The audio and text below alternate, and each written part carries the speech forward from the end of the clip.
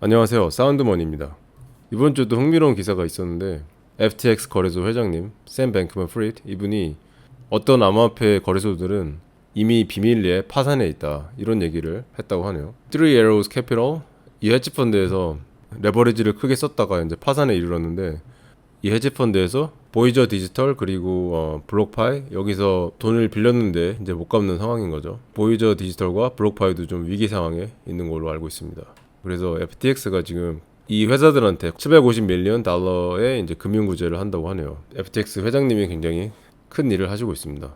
큰 거래소 말고도 굉장히 작은 거래소도 많기 때문에 전반적으로 이런 거래소들한테는 규제가 거의 없다 이렇게 보면 될 것 같네요. 기사에 보면.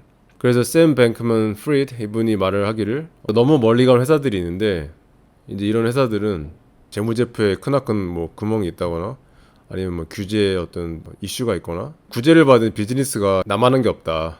그래서 구제를 하는 게 의미가 없다. 뭐 이렇게 얘기를 합니다. 그래서 암호화폐 시장은 규제가 없는 와일드 웨스트이기 때문에 조심을 해야 된다.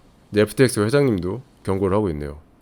블록파이나 보이저 같은 이런 회사들이 12%에 이르는 이자를 주고 있었는데 이걸 줄 수 있는 이유가 돈을 빌리는 사람들한테 더 많은 이자를 청구하거나 아니면 탈중앙화 금융 디파이에서 이제 돈놀이를 하는 거죠. 디파이의 위험성 노출이 많이 됐기 때문에 이제 암호화폐 시장이 무너지면서 디파이도 무너지고 메꿀 수 있는 돈이 사라지게 되는 거죠. 이제 셀시어스 암호화폐 플랫폼에서 자금을 동결한 지가 한 2주 정도 됐는데요. 아직도 아무런 소식이 없습니다.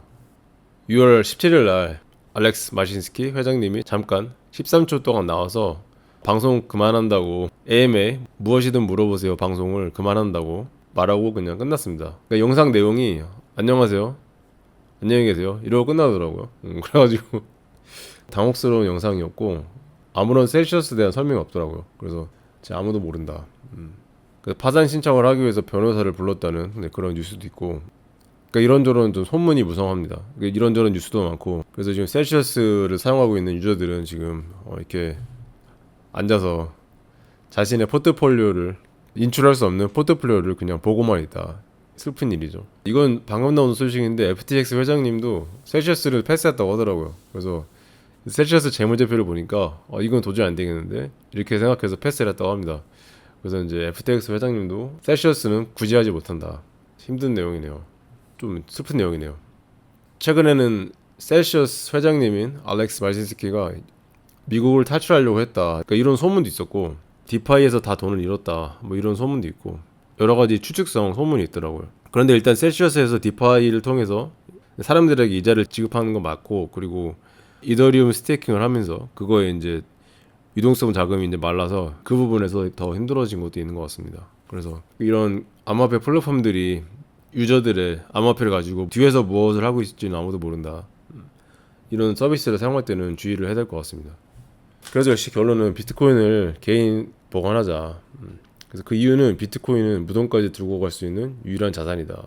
근데 금도 무덤까지는 못 들고 가죠. 근데 비트코인은 자기가 키만 잘 관리하면 절대 아무도 가져갈 수 없다. 근데 무덤까지 들고 갈 수 있다. 이런 유일한 자산이고 제가 또 걱정하는 거는 이제 비트코인이 뭐 폭락해서 가격이 내려가는 거 말고도 비트코인이 이제 떡상해서 달나라를 가는데 근데 이때도 뱅크런이 일어날 수 있잖아요. 플랫폼에서. 근데 플랫폼에서 뱅크런이 일어나는데 그때 플랫폼에 비트코인이 없을 수도 있다.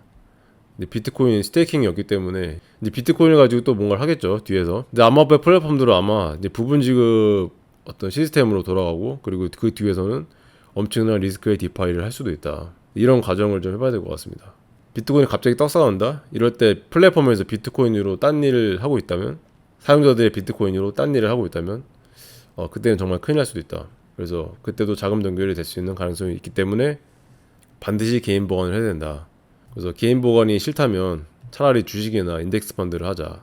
저는 뭐 이런 생각을 하고 있거든요. 왜냐하면 이제 주식이나 인덱스 펀드는 만약에 거래소가 부도가 나도 정부에서 어느 정도 법적인 보호를 해주기 때문에 일정 금액을 보상을 해주기 때문에 그러니까 미국 같은 경우는 이렇게 하더라고요. 그래서 이게 훨씬 안전하다.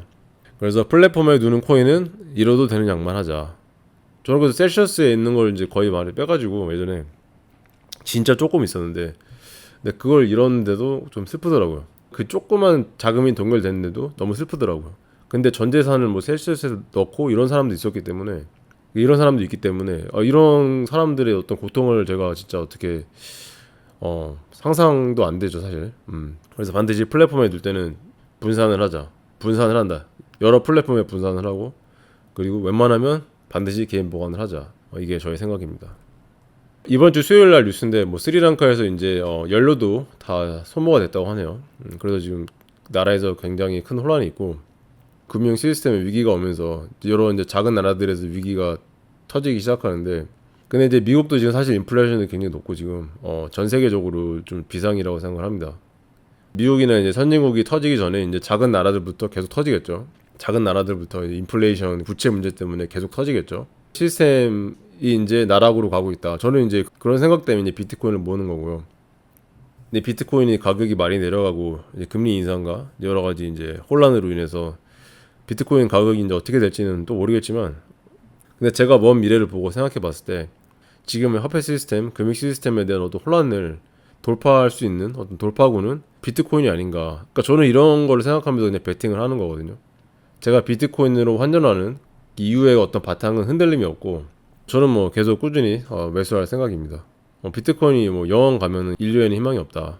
저는 그렇게 생각하기 때문에 뭐 이럴 때일수록 뭐 가격이 어떻게 될지 모르겠지만 그냥 일상생활 하면서 밖에 나가서 사람들과 어울리기도 하고 근데 운동도 하고 가족들과 좋은 시간을 보내는 것도 중요한 것 같습니다. 제가 비트코인으로 환전하는 이후에는 변함이 없고 저는 거의 전부를 개인 지갑에 보관하고 있기 때문에 어떤 압류 불가한 자산을 들고 있다는 그런 든든함 그런 게 있더라고요. 그래서 저는 제가 생각하는 비트코인에 대한 어떤 기본 바탕 전제를 믿고 나아가는 거죠. 압류할 수 없는 자산인 비트코인을 개인 지갑에 보관하자. 그럼 마음이 편하다. 이게 제가 내린 결론입니다. 이상으로 시청해주셔서 감사합니다.